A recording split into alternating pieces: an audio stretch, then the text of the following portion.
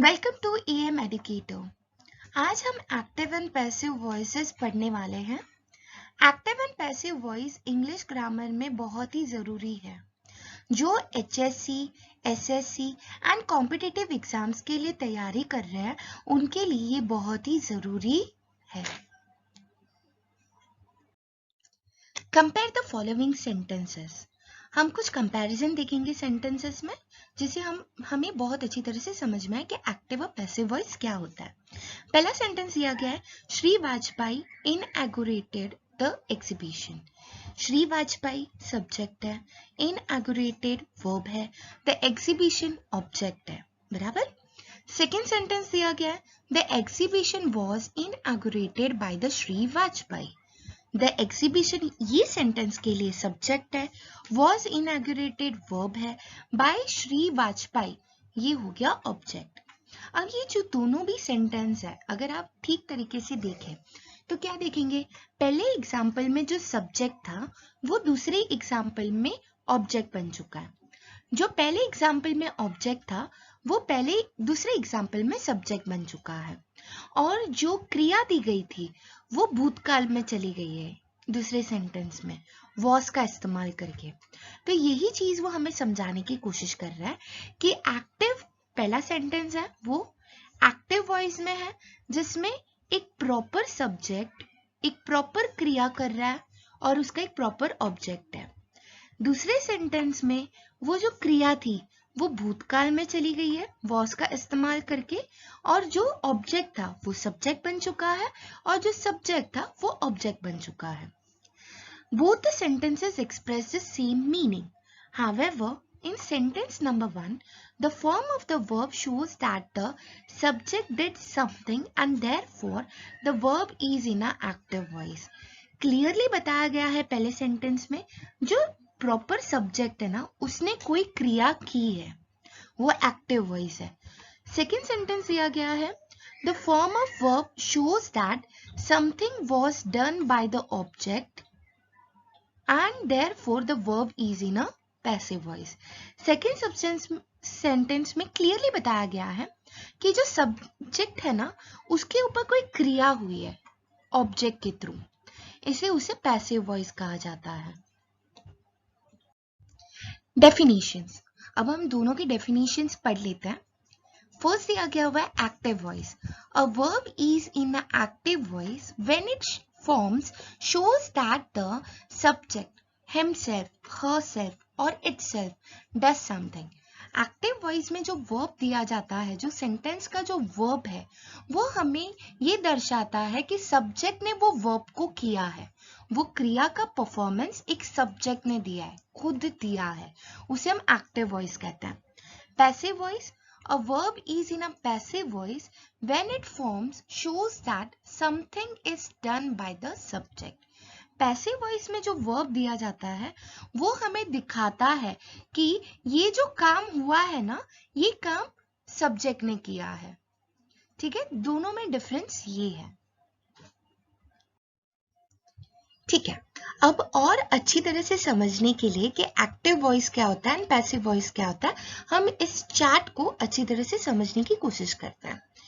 पहला कॉलम दिया गया है टेंसेस का, दूसरा कॉलम दिया हुआ है एक्टिव वॉइस का एंड थर्ड कॉलम दिया गया है पैसिव वॉइस का। ठीक है, तो सबसे पहले हम लोग देख लेते हैं simple present tense. Simple present tense में जो फर्स्ट एग्जांपल दिया गया है, I eat an apple. I eat an apple में आप देख सकते हैं जो आई ईट है, ठीक है, आई यहाँ पे सब्जेक्ट है, ईट यहाँ पे वर्ब है एंड एन एप्पल ये दिया गया है ऑब्जेक्ट। जब भी हमने अभी पुराने एग्जांपल्स में यही देखा था कि जो हमारा एक्टिव वॉइस में जो हमारा ऑब्जेक्ट होता है वो पैसिव वॉइस में सब्जेक्ट बन जाता है। तो एन एप्पल से पैसिव वॉइस में वर्ड सेंटेंस स्टार्ट हुआ है, एन एप्पल यहाँ पे ईज प्रेजेंट टेंस की वजह से ईज का इस्तेमाल हुआ है, और जो ईट है वर्ब उसका हमने पास्ट पार्टिसिपल का इस्तेमाल किया है। तो आप देख सकते हैं सेंटेंस क्या हो गया है, an apple is eaten by me. हमेशा ध्यान रखना है कि जब एक्टिव से हम पैसिव में कन्वर्ट करते हैं तब हम बाय का इस्तेमाल करते हैं। बाय हमेशा मैंडेटरी दिया जाएगा पैसिव वॉइस में, ठीक है। हम अब नेक्स्ट एग्जांपल देख लेते हैं। शी डज हर वर्क, यहाँ पे जो शी है वो है सब्जेक्ट, डज हमारा वर्ब है, ठीक है, एंड हर वर्क ये ऑब्जेक्ट है, ठीक है। जब हम पैसिव में कन्वर्ट करेंगे तब हर वर्क से स्टार्ट करेंगे, हर वर्क, ठीक है, ईज का इस्तेमाल करेंगे ही, और फिर डज का पास्ट पार्टिसिपल हो जाएगा डन, ठीक है। तो हम डन का इस्तेमाल करेंगे बाय हर। अब सेंटेंस क्या हो गया? Her work is done by her, ठीक है। ये तो हो गया सिंपल प्रेजेंट टेंस। अब हम प्रेजेंट कंटिन्यूअस की बात करते हैं। जो प्रेजेंट कंटिन्यूअस टेंस यहाँ पे जो दिया गया है, हमेशा याद रखना है प्रेजेंट कंटिन्यूअस टेंस मतलब जो वर्ब यहाँ पे दिया जाएगा वो कंटिन्यूएशन फॉर्म में होगा, हमेशा आईएनजी वाले वर्ड में होगा, ठीक है। तो फर्स्ट सेंटेंस हम देख लेते हैं। I am eating N apple, यहाँ पे जो आई है वो हमारा सब्जेक्ट है, ठीक है। ईटिंग यहाँ पे हमारा वर्ब है, एंड एन एप्पल यहाँ पे हमारा ऑब्जेक्ट है। तो पैसिव वॉइस में हम कैसे करेंगे? एन एप्पल को सब्जेक्ट बना देंगे, एम के बदले हम यूज करेंगे इज, और ईटिंग आईएनजी के बदले हम लोग यूज करेंगे बीइंग, ठीक है। ईट का third participle that is a past participle इस्तेमाल करेंगे, that is eaten by me. तो अब सेंटेंस हो गया an apple is being eaten by me, ठीक है। अब हम सेकेंड एग्जाम्पल देख लेते हैं। She is doing her work, यहाँ पे जो शी है वो हमारा सब्जेक्ट है, डूइंग यहाँ पे क्रिया है, एंड हर वर्क ये ऑब्जेक्ट है।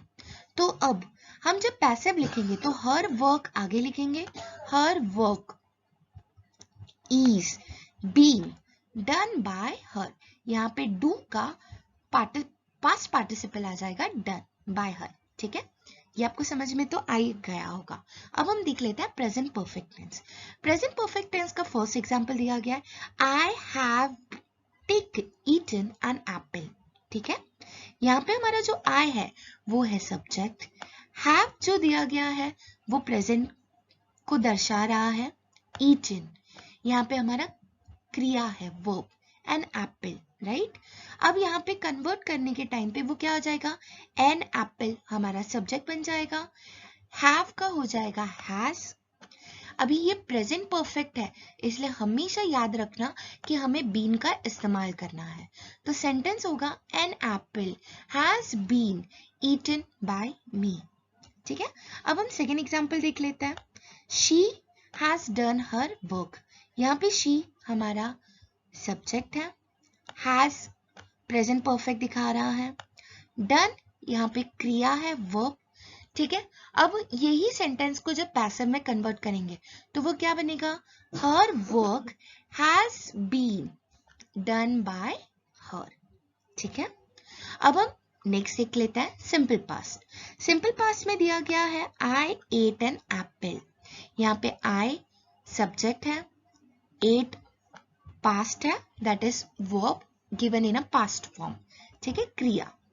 तो अभी ये पूरा सेंटेंस कैसे शुरू होगा? एन एप्पल वॉज, ये सिंपल पास्ट है इसलिए हमेशा याद रखना है कि हमें वॉज का इस्तेमाल करना है। तो an apple was eaten by me, यहाँ पे एट का पास्ट पार्टिसिपल हो जाएगा ईटन, ठीक है। नेक्स्ट एग्जाम्पल देख लेते हैं। शी डिड हर वर्क, यहाँ पे जो शी है वो सब्जेक्ट है, डिड यहाँ पे वर्ब है, हर वर्क ऑब्जेक्ट है। अब हम जब इसे पैसिव में कन्वर्ट करेंगे तो हर वर्क आगे आ जाएगा, her work was done by her, did का पास्ट पार्टिसिपल आ जाएगा डन बाय हर, ठीक है। अब हम पास्ट कंटिन्यूअस देख लेते हैं। आई यहाँ पे हमारा सब्जेक्ट है, वॉज हमें पास्ट टेंस दिखा रहा है, ठीक है, एंड ईटिंग क्रिया दिखा रहा है वो, एन एप्पल, राइट। अब ये कन्वर्ट कैसे होगा? An apple was being eaten by me। हमेशा याद रखना कि जब भी हम लोग प्रेजेंट कंटिन्यूअस या पास्ट कंटिन्यूअस या फ्यूचर कंटिन्यूअस की बात करें तो हमेशा बीइंग का इस्तेमाल करना ही है, ठीक है। was being eaten by me। अब नेक्स्ट एग्जाम्पल देख लेते हैं। she was doing her work, यहाँ पे she सब्जेक्ट है, was doing यहाँ पे verb है, her work ऑब्जेक्ट है। तो ये स्टार्ट होगा her work was being done by her। यहाँ पे was और being लिखा गया है, do का पास्ट पार्टिसिपल आ गया, done by her। ठीक है, अब हम नेक्स्ट देख लेते हैं पास्ट परफेक्ट। पास्ट परफेक्ट में दिया गया है first example, I had eaten an apple. जैसे हमने देखा आई यहाँ पे सब्जेक्ट है, हैड ईटन यहाँ पे वर्ब है, एन एप्पल ऑब्जेक्ट है। तो पैसिव वॉइस की शुरुआत होगी an apple had been eaten by me. यहाँ पे हमेशा याद रखना है कि जब हम प्रेजेंट परफेक्ट, पास्ट परफेक्ट या फ्यूचर परफेक्ट लिखें तब हम हमेशा बीन का इस्तेमाल करेंगे, ठीक है। फिर सेकंड एग्जांपल दिया गया है, she had done her work.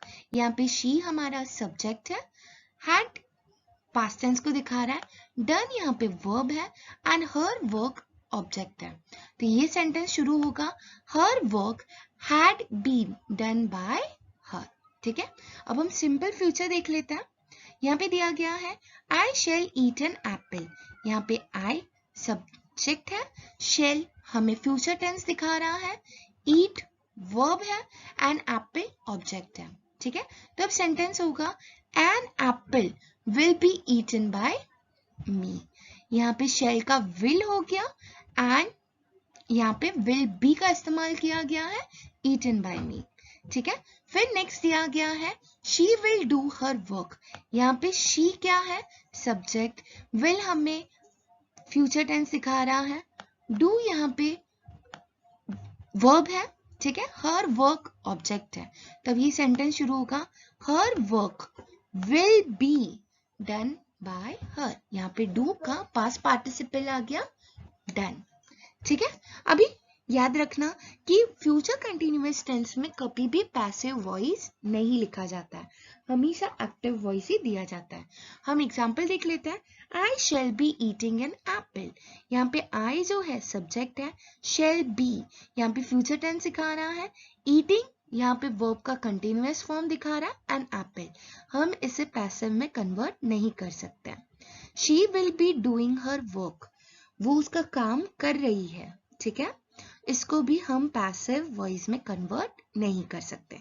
अब हम देख लेते हैं फ्यूचर परफेक्ट, जिसमें फर्स्ट एग्जांपल दिया गया है I shall have eaten an Apple.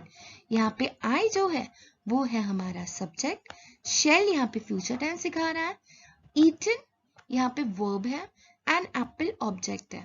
तो ये कैसे शुरू होगा, an apple will have been eaten by me.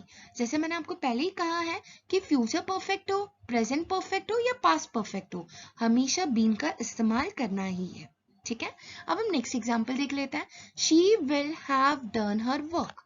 She यहाँ पे सब्जेक्ट है, विल हैव डन यहाँ पे वर्ब है एंड हर वर्क ये ऑब्जेक्ट है। तो ये शुरू होगा her work will have as it is होगा, बीन आ जाएगा, डू डन का done third participle, done by her, ठीक है।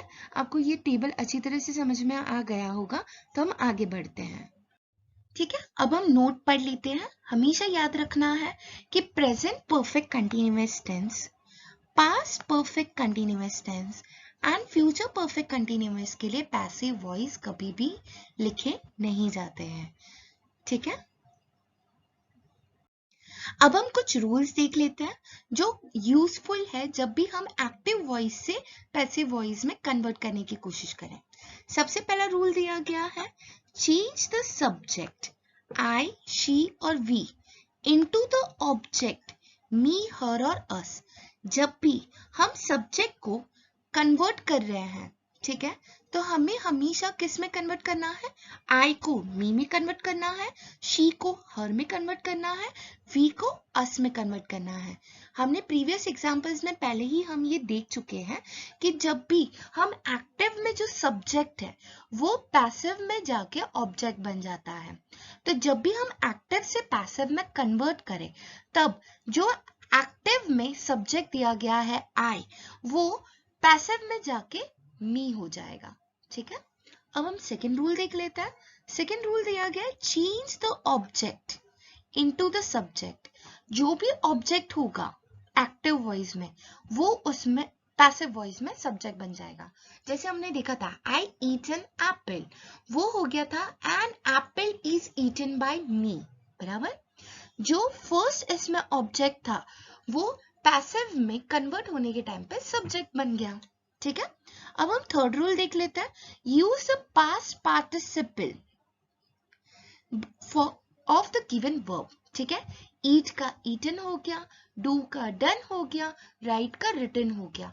हमेशा याद रखना है कि जब हम एक्टिव वॉइस से पैसिव वॉइस में कन्वर्ट करें तब हम वर्ब का थर्ड पास्ट पार्टिसिपल इस्तेमाल करेंगे। लाइक ईट का ईटन हो जाएगा, डू का डन हो जाएगा एंड राइट का रिटन हो जाएगा। ठीक है, अब हम नेक्स्ट रूल देख लेते हैं। नेक्स्ट रूल दिया गया है use the primary helping verbs related to given tense. हमें हमेशा प्राइमरी हेल्पिंग वर्ब्स का इस्तेमाल करना है। जैसे प्राइमरी हेल्पिंग वर्ब्स कौन से हैं? Is, am, are, was, were, shall be, will be, have, has या had।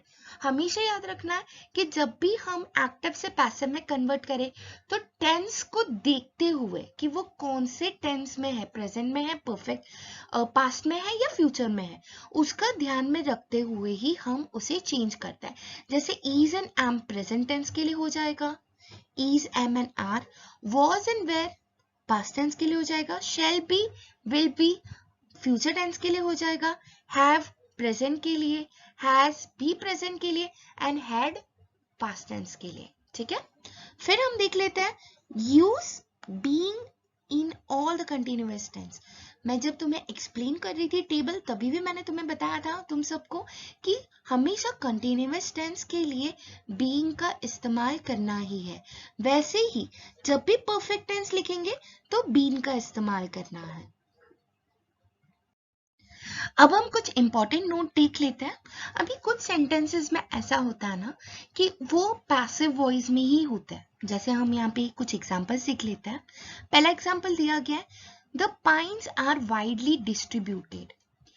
पाइन्स जो छोटी छोटी सीड्स होती है वो बहुत ही अच्छी तरीके से डिस्ट्रीब्यूट की गई है, पैसिव वॉइस।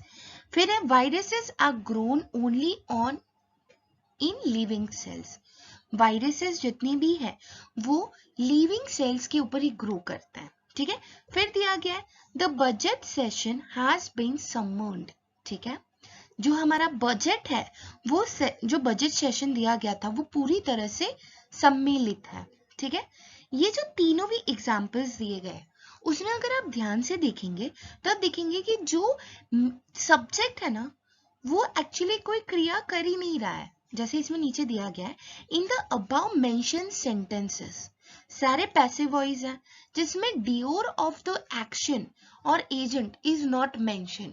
मतलब इसमें किसने वो पाइन्स को डिस्ट्रीब्यूट किया वो दिया ही नहीं है। वायरसेस कौन से लिविंग सेल्स पे जाके ग्रो कर रहे हैं वो भी दिया नहीं है। कौन सा बजट सेशन, कहाँ पे कौन सा बजट सेशन हुआ जो सम्मिलित है, ये कोई भी चीज में एक प्रॉपर सब्जेक्ट दिया ही नहीं गया है। ठीक है, तो इसके ऊपर हम एक्शन मेंशन नहीं कर सकते, हम इसमें एक्टिव नहीं लिख सकते हैं क्योंकि इसमें सब्जेक्ट एंड वर्ब ठीक तरीके से एक्सप्लेन नहीं किया गया है। और अच्छी तरह से समझने के लिए हम नीचे कुछ एग्जांपल्स दिए गए वो भी देख लेते हैं। पहला एग्जांपल दिया हुआ है कॉल द पुलिस। इसमें कॉल जो दिया गया है वो वर्ब है। ठीक है, द पुलिस ऑब्जेक्ट है, ये एक्टिव है। अब इसको पैसिव में कन्वर्ट करते हुए क्या किया, let the police be called, ये पैसिव वॉइस में कन्वर्ट किया। अभी आप मुझे सवाल पूछेंगे कि यहाँ पे बाय का इस्तेमाल क्यों नहीं किया है, तो मैं तुम्हें एक अच्छी तरह से ये बात समझाना चाहूंगी कि बाय का इस्तेमाल इसीलिए नहीं हुआ है क्योंकि पहले सेंटेंस में सब्जेक्ट दिया ही नहीं गया है कि किसने किसे कहा कि पुलिस को कॉल कीजिए। ठीक है, जब वो दिया ही नहीं गया है तो हम बाय का इस्तेमाल करके हम वो सब्जेक्ट का ऑब्जेक्ट बना ही नहीं सकते, इसीलिए इसे वन साइडेड सेंटेंस भी कहा जाता है। ठीक है, call the police active voice है जिसमें हमने क्या बोला, let the police be called, passive हो गया। हम नेक्स्ट एग्जांपल देख लेते हैं। The class teacher appointed him monitor, class teacher एक सब्जेक्ट है, अपॉइंटेड एक वर्ब है, मॉनिटर, ठीक है, ये पैसिव है। अब ये कैसे कन्वर्ट होगा, हिम का ही हो जाएगा, ही वॉज अपॉइंटेड मॉनिटर। ठीक है, क्लास टीचर ने किसी को मॉनिटर बनाया, बट किससे बनाया, एक प्रॉपर ऑब्जेक्ट दिया गया है, नहीं दिया गया है, इसीलिए इसमें भी हम बाय का इस्तेमाल नहीं करते हैं। ऐसे कुछ ही सेंटेंस में पैसिव वॉइस इस तरह से लिखा जाता है और 90% सेंटेंसेस में हम बाय का इस्तेमाल करते हैं। ठीक है, हमारा ये टॉपिक यही खत्म होता है। अगर आपको हमारी वीडियोस अच्छी लगती है तो please like, share and subscribe कीजिए। हम ऐसी ही वीडियो लाते रहेंगे। Thanks for watching.